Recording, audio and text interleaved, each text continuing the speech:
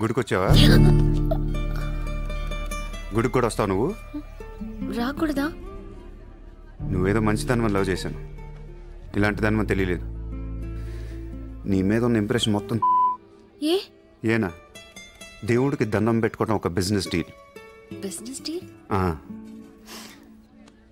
దేవుడు మనకి డబ్బు, సక్సెస్, ఆరోగ్యం ఇవ్వడం తెలిస్తే ఎవరన్నా మొక్కుతారా? ముగ్గురు అయిపోయా. పని అయితేనే హుండీలో డబ్బులు వేస్తారు. ఇక్కడ అందరు గుడికి వచ్చి దేవుడా నేను బాగుండాలి, నేను బాగుండాలి, నేనే బాగుండాలని మొక్కుంటారు తప్ప దేవుడా నువ్వు బాగుండాలి, నీ ఆరోగ్యం బాగుండాలి అని ఎవరన్నా మొక్కుతారు? లేదు. స్వార్థం. మనుషులందరూ సెల్ఫిష్ అయిపోయారు ఇక్కడ. వాళ్ళ నువ్వు కూడా ఉన్నావు చూడు. నాకు నువ్వు వద్దు, నీ లవ్ వద్దు, నీ పని నువ్వు చూసుకో.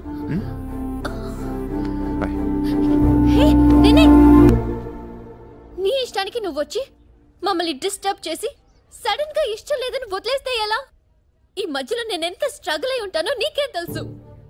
ఎంత ఆలోచించాలి, ఎన్ని క్రాస్ చెకింగ్ చేసుకోవాలి. కలిసిన దగ్గర నుంచి ఇప్పటిదాకా ఏం మాట్లాడాడని ప్రతి మాట గుర్తు చేసుకుని ఒక ప్రాజెక్ట్ రిపోర్ట్ లాగా రాసుకుని ఒక అండర్స్టాండింగ్ వచ్చి నేను ఊ అనేలోపు వదిలేసి వెళ్ళిపోతే ఎలా? అది పోన్లీ పాపం పాజిటివ్ గా ఆలోచిస్తూ నిన్ను అర్థం చేసుకోవడానికి ట్రై చేస్తుంటే ఫోర్స్ కొడతావేంటి? అయినా సరే నాకు టైం కావాలి. నీ క్యారెక్టర్ మీద కొంచెం డౌట్ వచ్చింది. ఆ మాట నేను అనాలి, నువ్వు కాదు. దేవుడా, వీటికి బ్రెయిన్ ఎక్కువైపోయింది. కొంచెం కట్ చేసి కంట్రోల్లో పెట్టు స్వామి. ఏ పిచ్చోడైపోయినా పర్వాలేదు, ఎలాగోలా పెంచుకుంటాను. ప్లీజ్ ఈ ఒక్క హెల్ప్ చేయి స్వామి. అలాగే నీ ఆరోగ్యం కూడా జాగ్రత్తగా చూసుకో.